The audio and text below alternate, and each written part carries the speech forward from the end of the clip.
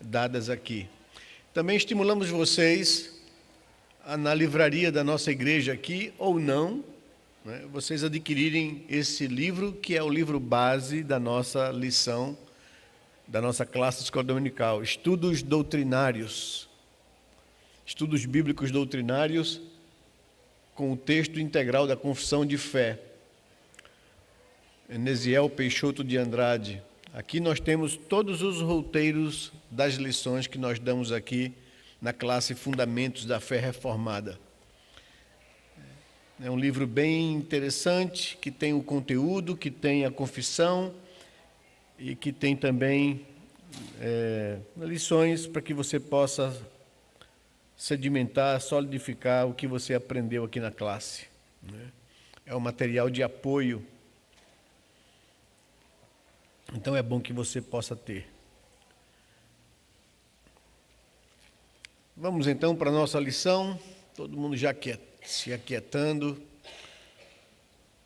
os nossos irmãos se dirigindo à sua classe ali embaixo, lá em cima. Hoje, o nosso assunto, nossa lição número 5 é a providência de Deus.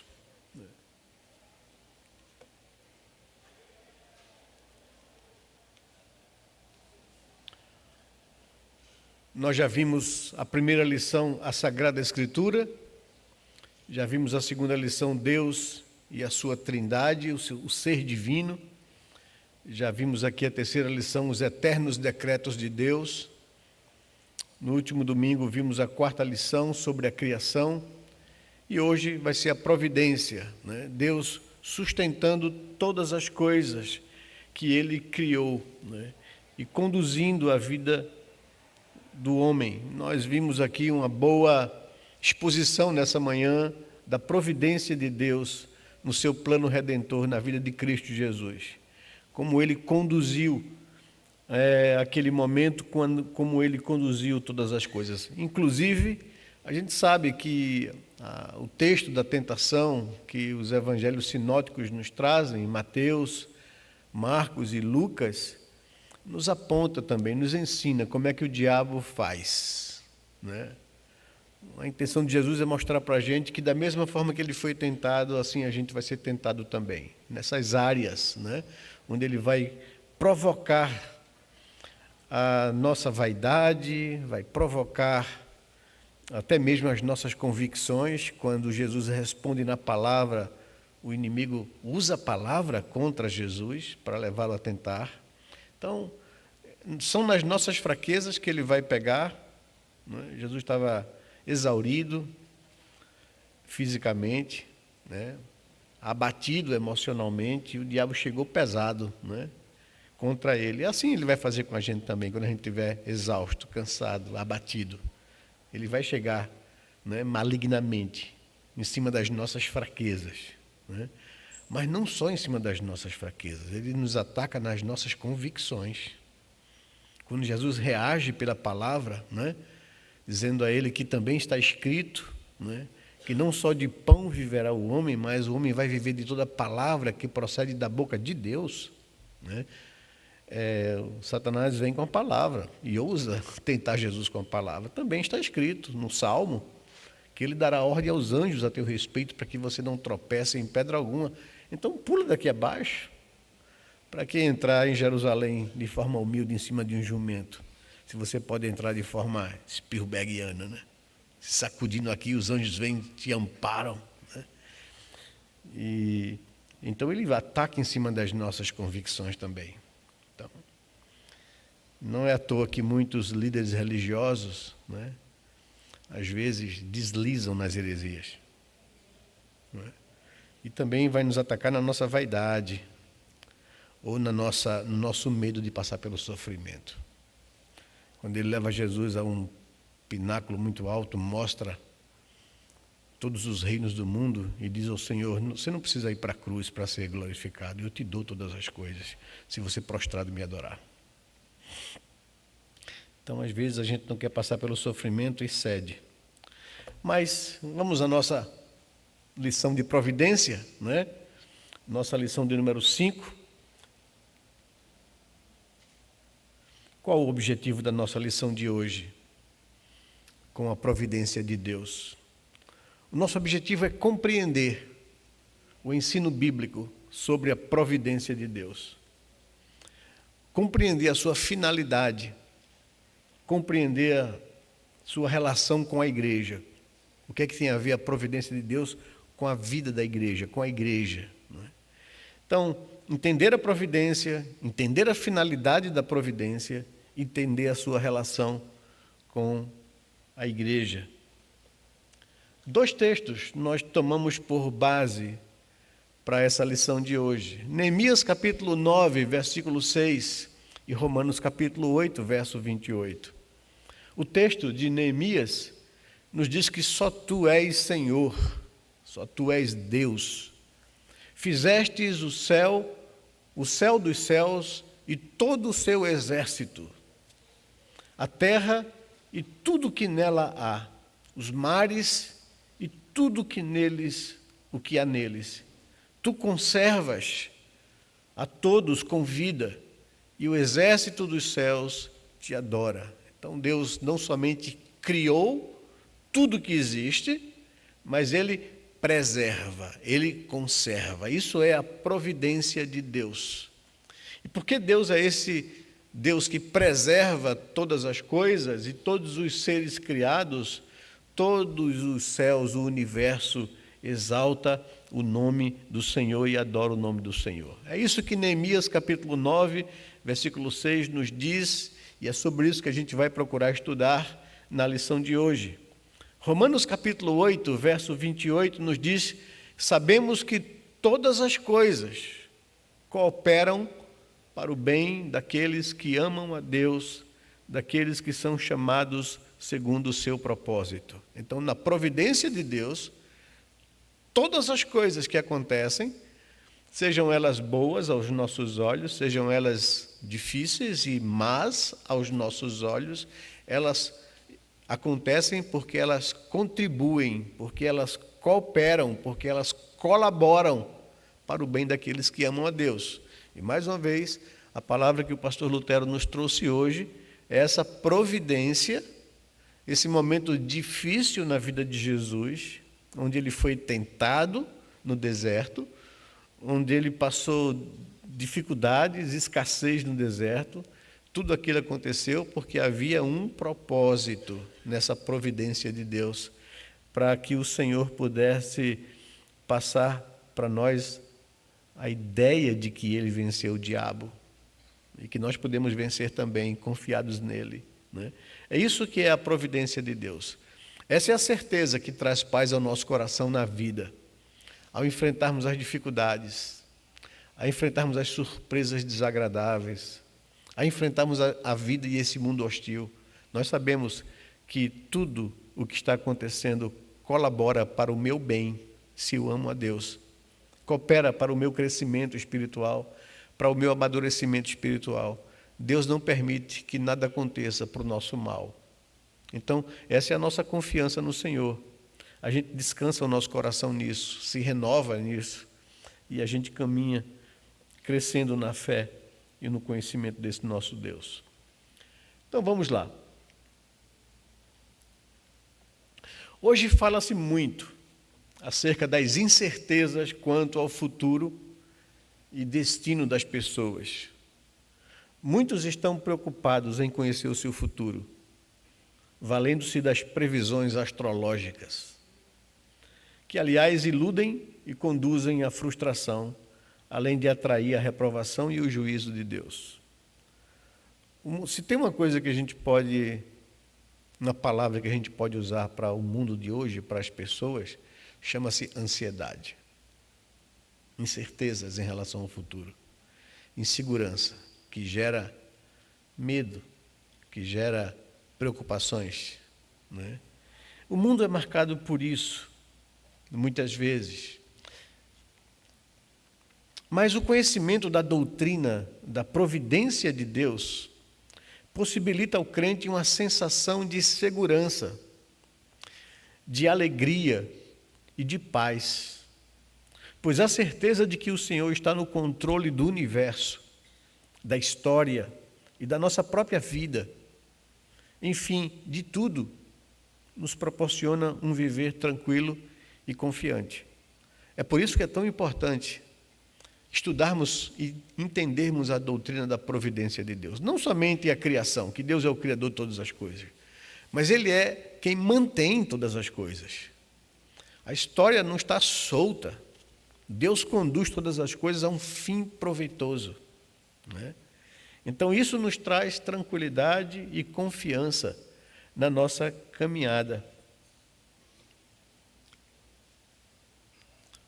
O Catecismo Maior, na pergunta de número 18, e para quem está chegando aqui, só para uma breve explicação, as igrejas reformadas provindas ali do Reino Unido, e nós somos fruto disso, na reforma que aconteceu na Escócia, no século XVI, as igrejas ali do Reino Unido foram convocadas no século XVII para que os teólogos da Inglaterra, da Escócia, da Irlanda, do país de Gales, se reunissem para elaborar uma confissão de fé, que é uma declaração de fé.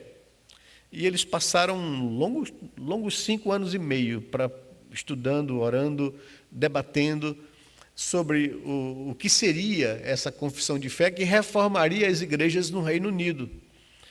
E a confissão de fé foi elaborada e eles elaboraram também 2 catecismos, né, que era a maneira pela qual eles instruíam e ensinavam o conteúdo da confissão de fé.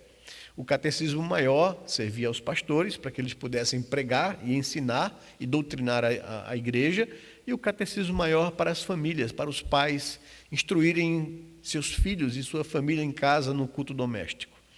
No catecismo maior, pergunta número 18, falando sobre o que é a obra da providência, a resposta é essa aqui: as obras da providência de Deus são a sua muito santa, sábia e poderosa maneira de preservar e de governar todas as suas criaturas e de ordenar tanto a elas como a todas as suas ações para a sua própria glória. Então, a providência é esse governo de Deus preservando a sua criação e conduzindo a história, mesmo apesar do pecado que está no mundo, da desobediência dos homens. Nada disso frustra a providência de Deus, que Ele conduz a história, apesar de todas essas coisas, a um fim proveitoso.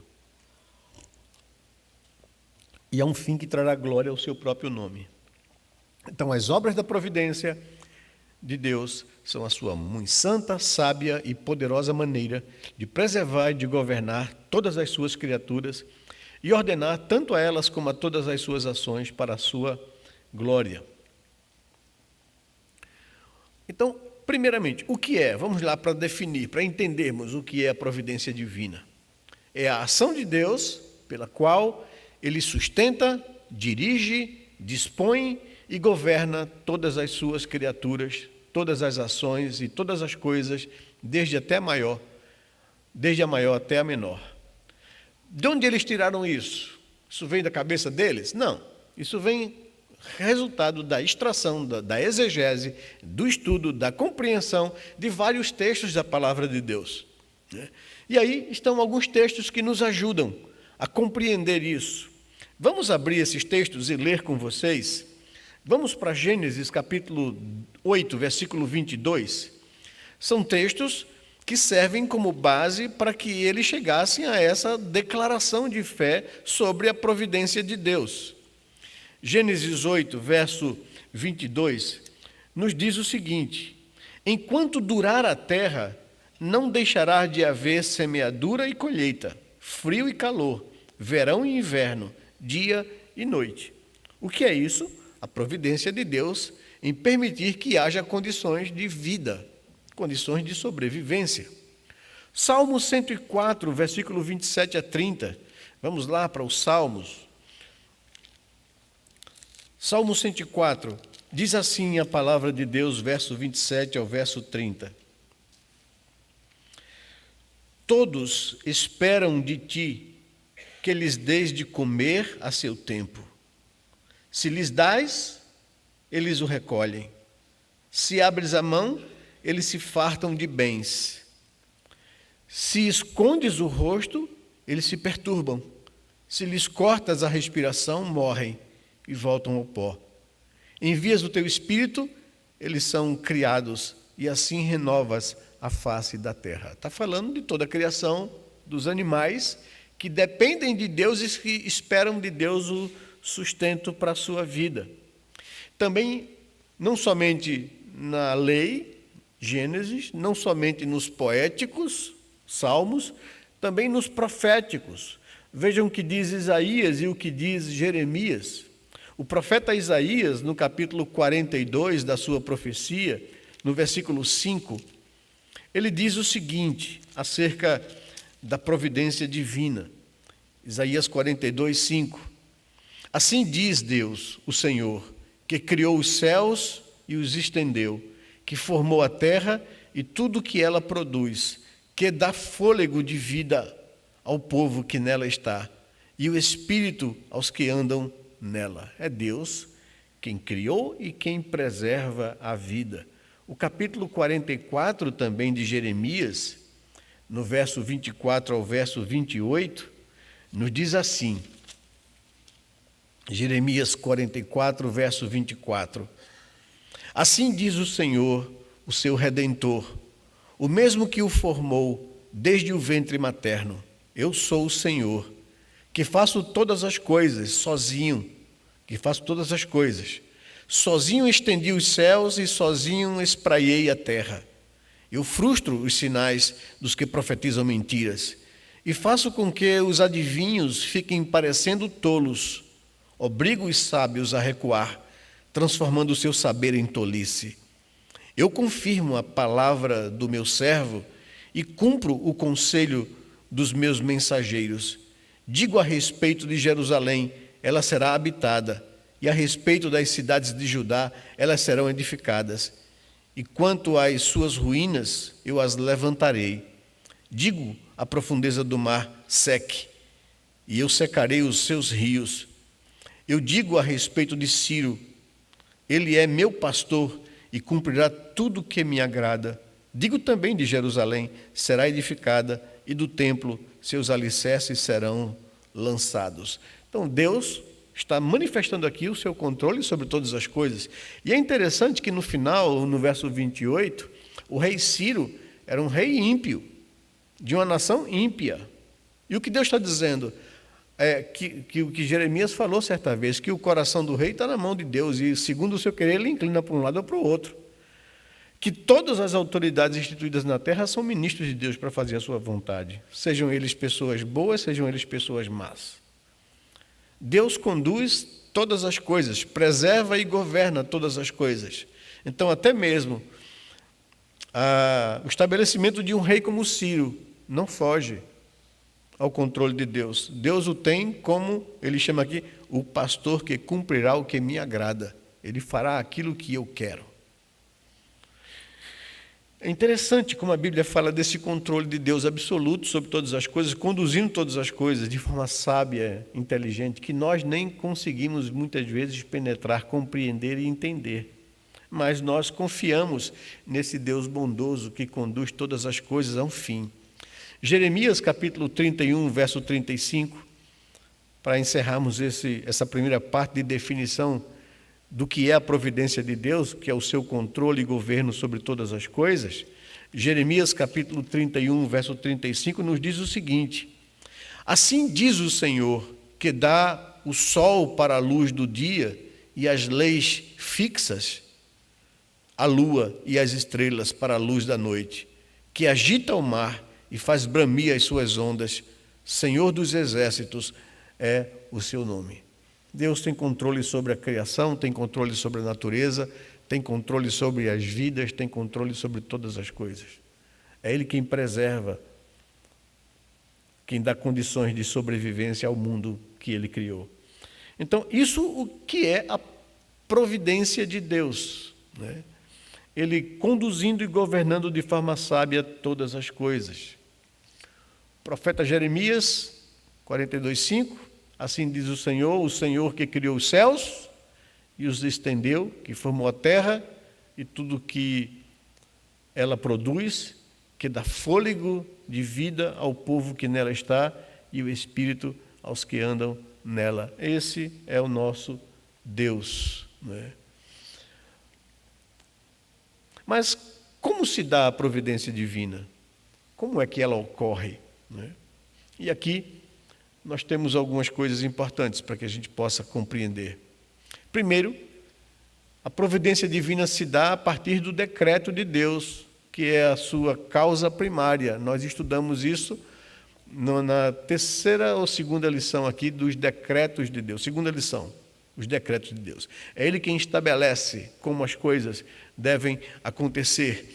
Atos, capítulo 2, versículo 23, fala sobre isso, né? Atos 2, 23 diz assim a palavra de Deus: A este, conforme o plano determinado e a presciência de Deus, vocês mataram, crucificando-o por meio de homens maus. Aqui está Pedro falando no seu sermão aos moradores de Jerusalém, dizendo que vocês mataram o autor da vida. Vocês foi quem crucificaram a Jesus. Mas vocês não fizeram absolutamente nada que não fuja do que Deus já havia pré-determinado. Ele teria que morrer na cruz. Mas não foi Deus que induziu vocês a fazerem isso, foram vocês que o crucificaram. Então aqui a gente tem um bom exemplo de como funciona a soberania de Deus junto com a responsabilidade humana, não é? E aqui Deus, de forma sábia e de forma que nós não compreendemos, na sua providência faz com que todas as coisas aconteçam para cumprir o seu propósito eterno, não é? Mas vamos mais. Não somente através dos decretos que Deus faz com que a sua providência aconteça, se dê, mas através de causas naturais secundárias, né? Atos capítulo 27, versículo 9 a 44, aqui é um texto longo, mas vai falar disso, através das causas secundárias, Deus faz com que aconteça a sua providência. Lucas está narrando o naufrágio, a viagem de Paulo de Jerusalém, ali daquela região até Roma, porque ele havia apelado para ser julgado por Roma. E aconteceram várias coisas ali ruins, né? Naturais, tempestades, naufrágios, mas tudo isso está dentro dessa providência de Deus conduzindo a história e usando causas naturais secundárias para cumprir a sua providência. Capítulo 27 de Atos, verso 9 em diante, diz assim: depois de muito tempo na viagem, né, tendo se tornado a navegação perigosa e já passado o tempo do dia de jejum, Paulo os aconselhou dizendo: Senhores, vejo que a viagem vai ser trabalhosa, com dano e muito prejuízo, não só da carga e do navio, mas também da nossa vida. Porém, o centurião dava mais crédito ao piloto e ao mestre do navio do que ao que Paulo dizia. Quem era Paulo, né? Um prisioneiro que está sendo levado para Roma. Como é que a gente vai dar crédito a ele diante do próprio piloto experiente do navio? Mas, verso 12, não sendo o porto próprio para invernar, a maioria deles era de opinião que deviam partir dali para ver se podiam chegar a Fenície e aí passar o inverno, visto ser o porto de Creta, que olha para o noroeste e para o sudeste. Soprando brandamente o vento sul, e pensando eles ter alcançado o que desejavam, levantaram âncora e foram costeando, mas de perto desencadeou-se mais de perto da ilha de Creta. Entretanto, não muito depois, desencadeou-se do lado da ilha um tufão de vento chamado Euroaquilão. O navio foi arrastado com violência e, sem poder resistir ao vento, cessamos a manobra e nos fomos deixando levar, passando ao abrigo de uma ilhota chamada Cauda. Com dificuldade conseguimos recolher o bote. Tendo içado o bote, os marinheiros usaram de todos os meios para reforçar o navio com cabos de segurança, e temendo que fossem encalhar nos bancos de areia de Sirte, desceram as velas e foram à deriva. Açoitados severamente pela tormenta, no dia seguinte começaram a jogar a carga no mar. E no terceiro dia, nós mesmos, com as próprias mãos, lançamos no mar a armação do navio, e não aparecendo havia já alguns dias nem sol nem estrelas, caindo sobre nós grande tempestade, dissipou-se afinal toda a esperança de salvamento. Havendo todos estado muito tempo sem comer, Paulo, pondo-se em pé no meio deles, disse: Senhores, na verdade era preciso terem me atendido e não partir de Creta, para evitar este dano e perda. Mas agora aconselho que tenham coragem, porque nenhuma vida se perderá, mas somente o navio. Porque esta mesma noite um anjo de Deus, o anjo do Deus a quem eu pertenço e a quem sirvo, esteve comigo, dizendo: Paulo, não tenha medo, é preciso que você compareça diante de César. E eis que Deus, por sua graça, lhe deu todos os que navegam com você. Portanto, senhores, tenham coragem, pois eu confio em Deus, que tudo vai acontecer conforme me foi dito, porém é necessário que sejamos arrastados para alguma ilha. Até aí.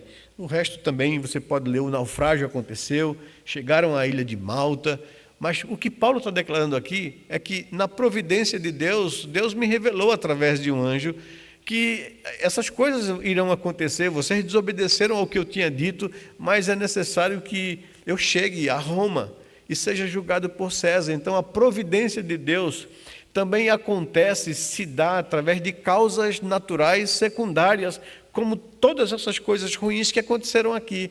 Deus vai conduzindo a história e a nossa vida a um fim proveitoso, como nós lemos em Romanos 8, 28. Mas também se dá através de meios especiais empregados por Deus, né?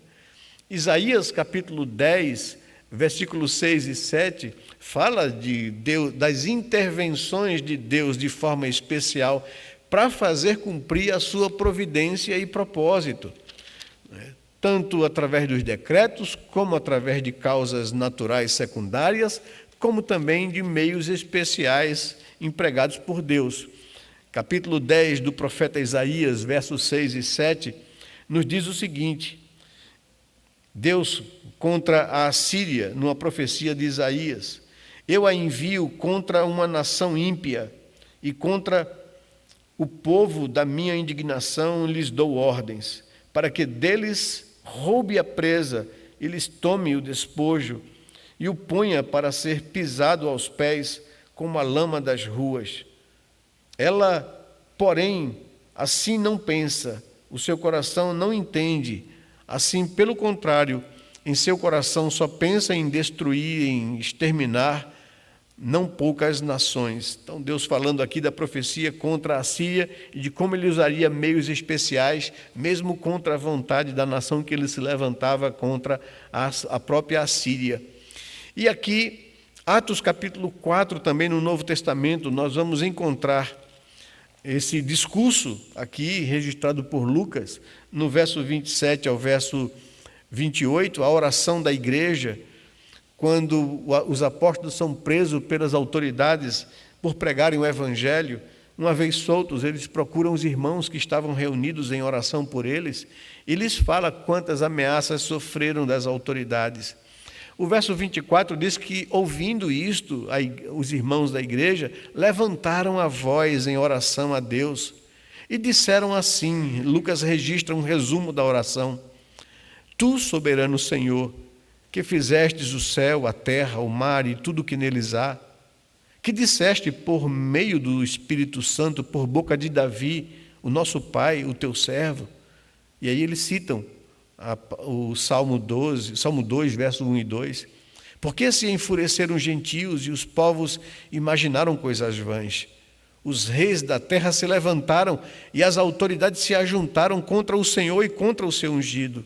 No verso 27 eles concluem, não é? Tanto o Deus soberano Criador, como o Deus que se revelou através de Davi, no Salmo 2, ele diz no verso 27, porque de fato, nesta cidade, Herodes e Pôncio Pilatos, com gentios e gente de Israel, se juntaram contra o teu santo servo Jesus, a quem ungistes. Mas eles fizeram isso, se juntaram contra o Senhor, verso 28, para fazerem tudo o que a tua mão e o teu propósito haviam determinado. Então, vejam a maldade dos gentios, não judeus, tendo aqui Pôncio Pilatos, governador romano ali na região, e Herodes, rei dos judeus, se juntaram com os gentios e com os povos de Israel contra Jesus, para o crucificarem. Mas eles só fizeram tudo o que a tua mão, Senhor, e o teu propósito predeterminaram. Então, que conclusão eles estão tendo na vida deles? A gente sabe que o Senhor conduz a história e todas as coisas estão no teu controle. Até a morte de Jesus já havia sido determinada antes da fundação do mundo pelo Senhor para nossa bem e salvação. Então, nós estamos sendo ameaçados e perseguidos, mas nós confiamos no teu propósito. A gente não vai se abalar, não é? Ou temer essas coisas, a gente vai confiar na tua provisão, na tua providência, em conduzir todas as coisas a um fim proveitoso. Então, Deus usa de meios especiais para cumprir a sua providência na história humana. E, por fim, às vezes, independentemente de meios, segundo o arbítrio de Deus, Deus faz cumprir a sua providência, né? Na marra. Ele faz. Nada vai frustrar os propósitos de Deus. A providência de Deus, o que foi estabelecido por Ele vai ser cumprido, né? Nem a queda, nem a rebelião humana, nem o pecado, nem a maldade dos homens, nem a corrupção, nem a violência, nem a insubmissão dos homens contra Deus frustra os seus propósitos. Deus vai cumprir todas as coisas segundo os seus propósitos. Êxodo capítulo 20 nos aponta isso, né? Deus dá a executar a sua providência, às vezes independente de meios, segundo o arbítrio da sua vontade. Livro de Êxodo, capítulo 7, versículo 3, nos diz o seguinte: eu, porém, endurecerei o coração de Faraó e multiplicarei na terra do Egito os meus sinais e as minhas maravilhas. Não é? Deus estava para libertar o povo da escravidão do Egito, que passaram ali 400 anos escravos no Egito. E aqui Deus levanta Moisés para ir a Faraó, para dizer a Faraó: liberte, deixe sair o meu povo, né, para me adorar no deserto. A nação mais poderosa da época, o Egito. Faraó, o homem mais poderoso da época. Aí vem Moisés e dizer: olha, deixa o povo de Israel sair. Deus mandou fazer isso. E Deus disse a Moisés: Moisés, olha, você vai, mas eu vou endurecer o coração de Faraó para que ele não permita. Por quê que Deus ia fazer isso? Porque eu quero mostrar no Egito o meu poder e os meus sinais. E Deus, com as 10 pragas, desmoralizou cada um dos deuses egípcios, em quem ele colocava a sua confiança. Deus tinha um propósito. O povo iria sair, segundo ele mesmo havia determinado, mas não seria de qualquer jeito. Aqui ele endurece o coração de Faraó. Faraó tinha um coração mole? Não. Faraó era arrogante? Era. Né? Essa disposição do coração dele de não permitir que o povo escravo que trabalhava, era a força motora econômica do Egito, eu vou libertar esse povo? Vou não. Né? E Deus vai dizer: olha, Faraó já tem um coração rebelde e endurecido, eu vou endurecer mais ainda, para mostrar o meu poder no Egito. Né?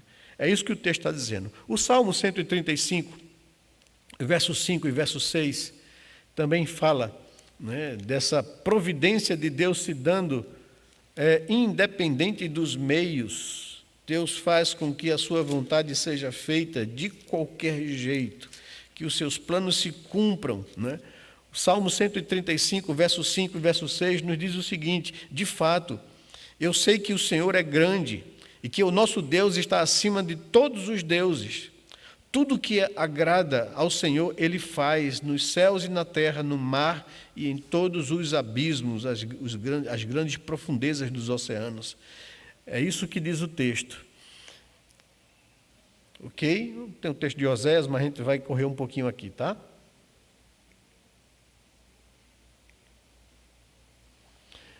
Qual a finalidade da providência divina? Primeiro, manifestação da onipotência de Deus. Deus tem todo o poder, Deus pode todas as coisas. É isso que significa a palavra onipotência. Ele é o único ser que tem isso. Deus concede poderes a anjos, Deus concede poderes a governantes, Deus concede poderes ao ser humano sobre a criação, mas ninguém tem todo o poder. Só quem tem todo o poder é Deus. Ele é onipotente. E a providência de Deus tem por fim manifestar isso, que Ele é o Deus todo-poderoso. Isaías capítulo 45, verso de 5 a 15, nos aponta isso, nos confirma isso. E é desse texto que os teólogos de Westminster, na elaboração da confissão de fé, chegaram à conclusão que a finalidade da providência de Deus é manifestar, entre outras coisas, a sua onipotência. O verso 5 de Isaías 45 começa dizendo, Deus declarando por boca de Isaías: eu sou o Senhor e não há outro. Além de mim não há Deus. Eu o cingirei, mesmo que você não me conheça, para que se saiba, desde o nascente do sol até o poente, que além de mim não há outro. Eu sou o Senhor e não há outro. Eu formo a luz, eu crio as trevas. Promovo a paz, eu crio os conflitos. Eu, o Senhor, faço todas as coisas. Que os céus gotejem lá do alto, e as nuvens chovam justiça. Que a terra se abra e produza a salvação, e juntamente com ela brote a justiça. Eu, o Senhor, as criei. Ai daquele que discute com seu Criador, sendo um simples caco, entre outros cacos de barro. Será que o barro pergunta ao oleiro o que você está fazendo? Ou diz, este seu vaso não tem alça? Ai daquele que diz ao seu pai, por que você me gerou? E à sua mãe, por que você me deu à luz? Assim diz o Senhor, o Santo de Israel, que formou o seu povo. Por acaso vocês querem saber as coisas futuras? Querem dar ordens a respeito de meus filhos e a respeito das obras das minhas mãos? Eu fiz a terra e criei nela o ser humano. As minhas mãos estenderam os céus, e a todos os seus exércitos dei as minhas ordens. Eu, na minha justiça, suscitei Ciro, e endireitarei todos os seus caminhos. Ele reconstruirá a minha cidade e libertará os meus exilados, não por preço, nem por presentes, diz o Senhor dos exércitos. Assim diz o Senhor: a riqueza do Egito, as mercadorias da Etiópia e os sabeus, homens de grande estatura, lhes serão entregues e serão seus. Eles os seguirão presos com correntes, se prostrarão diante de você e lhe farão as suas súplicas, dizendo: certamente Deus está com você e não há outro que seja Deus. Verdadeiramente, tu és um Deus que se esconde, ó Deus de Israel, ó Salvador. E aí o profeta narrando como Deus vai levantar o rei Ciro para destruir a Babilônia, que havia escravizado por 70 anos o povo de Deus. Essa é a finalidade da providência de Deus, manifestar o poder dele sobre todas as coisas, sobre todas as nações, sobre todos os impérios, sobre toda a riqueza que existe.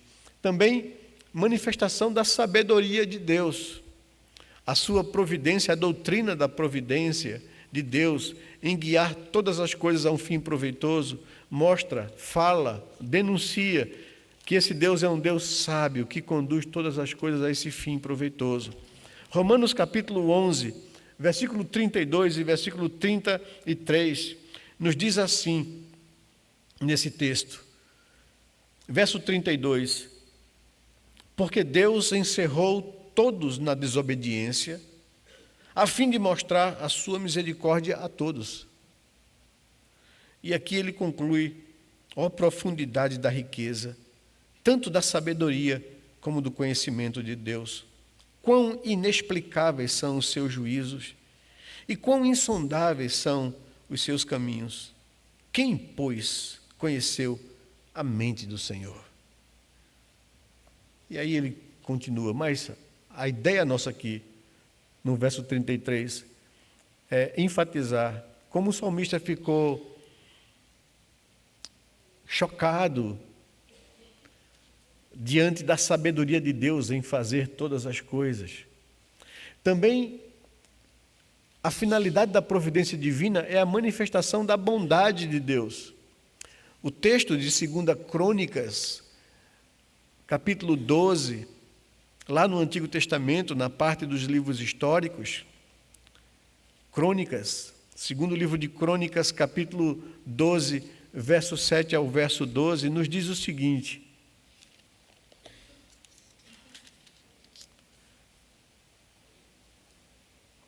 Segunda Crônicas, capítulo 12, verso 7. Quando o Senhor viu que eles se humilharam, a palavra do Senhor veio a Semaías, dizendo: eles se humilharam, não os destruirei, mas em breve lhes darei socorro, para que o meu furor não se derrame sobre Jerusalém por meio de Sisaque. Porém serão servos dele, para que conheçam a diferença entre o que é servir a mim e servir os reis da terra. Então, Sisaque, rei do Egito, atacou Jerusalém e levou embora os tesouros da casa do Senhor e os tesouros do palácio real. Levou tudo, inclusive os escudos de ouro de Salomão, que Salomão tinha feito. Em lugar destes, o rei Roboão fez escudos de bronze e os entregou nas mãos dos capitães da guarda, que guardavam os portões do palácio real. Toda vez que o rei entrava na casa do Senhor, os da guarda vinham usando os escudos e depois os devolviam à câmara da guarda. Pelo fato de Roboão ter se humilhado, a ira do Senhor se afastou dele e não houve destruição total, porque em Judá ainda havia coisas boas ou boas coisas. Deus também mostra a sua bondade na sua providência. E aqui Deus iria destruir a nação de Israel por causa da rebelião e desobediência, mas quando houve arrependimento e humilhação, Deus mostrou a sua bondade e não fez que aquele mal de destruição viesse plenamente sobre o seu povo. A finalidade da providência também é a educação espiritual do crente. Nos instrui, nos ajuda. 2 Crônicas, aqui, capítulo 32 agora, verso 25, 26 e 31, nos diz o seguinte, 2 Crônicas 32, verso 25, diz assim a palavra de Deus: mas Ezequias não correspondeu aos benefícios que lhe foram feitos, pois o seu coração se exaltou. Por isso veio grande ira sobre ele e sobre Judá e Jerusalém. Porém Ezequias se humilhou por se ter exaltado o seu coração, ele e os moradores de Jerusalém, e a ira do Senhor não veio sobre eles nos dias de Ezequias. Ezequias teve riquezas. Deixa eu ver, deu o verso 31 agora, desculpem. Mas quando os embaixadores dos príncipes da Babilônia lhes foram enviados para se informarem a respeito do prodígio que tinha acontecido na terra, Deus o desamparou para prová-lo e para saber tudo o que havia no coração dele. Então Deus educa o seu povo através da providência, através da disciplina espiritual. E por fim, a aplicação do juízo de Deus aos descrentes. Na providência de Deus, Deus ensina ao seu povo, Deus mostra a sua bondade, Deus revela a sua sabedoria, o seu poder, mas também a providência de Deus é para a aplicação do juízo de Deus aos descrentes. Livro de Atos, no capítulo 28, verso 27, 26 e 27, nos aponta isso. não é? Atos capítulo 28, verso 26 e verso 27, diz assim o texto: vá a este povo e diga: ouvindo, vocês ouvirão, e de modo nenhum entenderão. Vendo, vocês verão, e de modo nenhum perceberão. Porque o coração deste povo está endurecido. Ouviram com os ouvidos tapados, e fecharam os olhos para não acontecer que vejam com os olhos, ouçam com os ouvidos, entendam com o coração e se convertam, e sejam por mim curados. Então, na providência de Deus, Deus também faz juízo contra o ímpio que endurece o coração contra Deus. E por fim, o texto de 1 Pedro capítulo 2, verso 7 e verso 8, nos diz o seguinte, primeira carta de Pedro capítulo 2, verso 7 e verso 8. Portanto, para vocês os que creem, esta pedra é preciosa, Jesus, a pedra fundamental. Mas para os descrentes, a pedra que os construtores rejeitaram, essa veio a ser a pedra angular, e pedra de tropeço e rocha de ofensas. São estes os que tropeçam na palavra, sendo desobedientes para o que também foram destinados. Então Deus levanta seu juízo. A finalidade da providência de Deus é manifestar o seu poder, todo o seu poder, a sua sabedoria, a sua bondade. Para o crente, ajuda a gente, nos educa a confiar em Deus, e também para os descrentes é a aplicação do juízo de Deus. E caminhando já para o final, qual a relação entre a providência divina e a igreja? Essa é uma pergunta prática para a nossa vida. E aqui é pela providência divina. A igreja é preservada e conduzida vitoriosamente até o final. Eu tenho dito sempre a vocês aqui que a nossa confiança na obra salvífica de Cristo não está baseada na gente, porque a gente carrega ainda a natureza corrompida, mas está baseada naquele que começou a boa obra em nós. Ele é suficiente para completá-la até o dia de Cristo Jesus. Esse é um texto que nos dá alento ao coração. A salvação não depende de quem quer ou de quem corre, mas de usar a Deus a sua graça. Nós somos salvos da culpa do pecado e já não há mais nenhuma condenação sobre nós.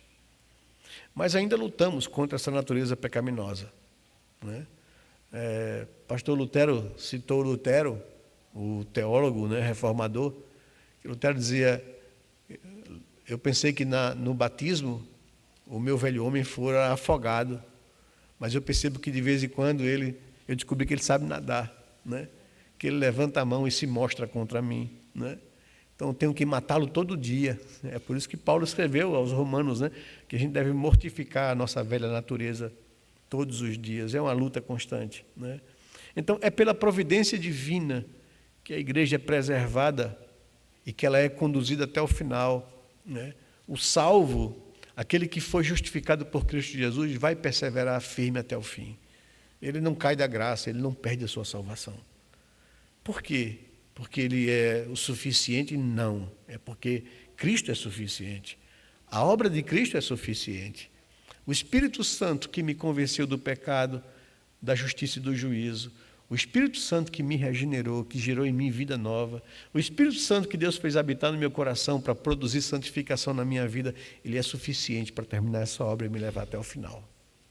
Essa é a nossa segurança, essa é a nossa garantia. Mateus, capítulo 16, verso 18, nos diz exatamente isso. Ele nos fala sobre a providência de Deus preservando e conduzindo a igreja até o final. Mateus 16, verso 18, a palavra de Deus nos diz assim: também eu lhe digo que você é Pedro.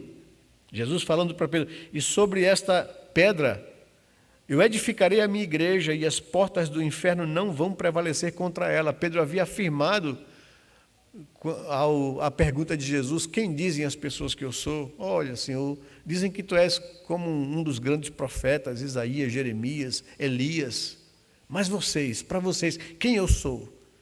E Pedro diz, não, tu não pode ser comparado apenas a um dos grandes profetas de Deus. Tu és o Cristo, o Messias, o Filho do Deus vivo. E ele diz, Pedro, tu és um homem bem-aventurado, porque quem te revelou isso foi meu Pai que está nos céus. Eu te digo que da mesma forma que teu nome é Pedro, sobre essa afirmação tua, eu edificarei a minha igreja e as portas do inferno não vão prevalecer contra ela. Então, é essa a nossa garantia. Quem edifica a igreja é Cristo, Ele é o fundamento da igreja. E por isso, na providência divina, a igreja será vitoriosa e conduzida até o final. As portas do inferno não vão prevalecer contra a igreja de Deus.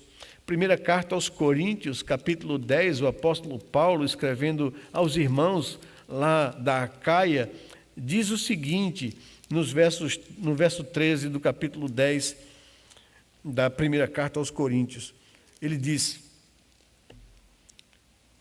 10:13,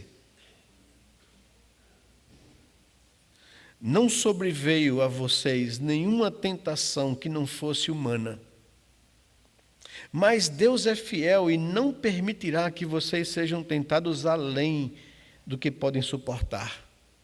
Pelo contrário, juntamente com a tentação, Ele providenciará livramento para que vocês possam suportar. A providência de Deus nos dando condições, meios de graça para que a gente possa ser vitorioso na nossa caminhada, na nossa luta cristã. É isso que a palavra de Deus diz. A relação com a igreja, da providência de Deus, é levar essa igreja, preservar essa igreja, não permitir que ela seja derrotada, conduzi-la vitoriosamente até o final. E capítulo 15, verso 57, para a gente encerrar, ainda da primeira epístola de Paulo aos Coríntios, verso 57 do capítulo 15, nos diz assim, graças a Deus que nos dá a vitória por meio de nosso Senhor Jesus Cristo. Essa é a nossa segurança, essa é a nossa garantia. E então, para a nossa reflexão, para a aplicação prática das nossas vidas, como você se sente diante de tão maravilhosa verdade? Deus preserva, Deus dirige e ordena todas as coisas. Diante disso, como é que você se sente na vida? Isso é algo maravilhoso. E por fim, como o conhecimento desta doutrina impacta a sua vida? Como é que você, diante dessa verdade, viverá a vida cristã? Então, só para a gente encerrar, vejam a importância de você ser um crente bem fundamentado na palavra.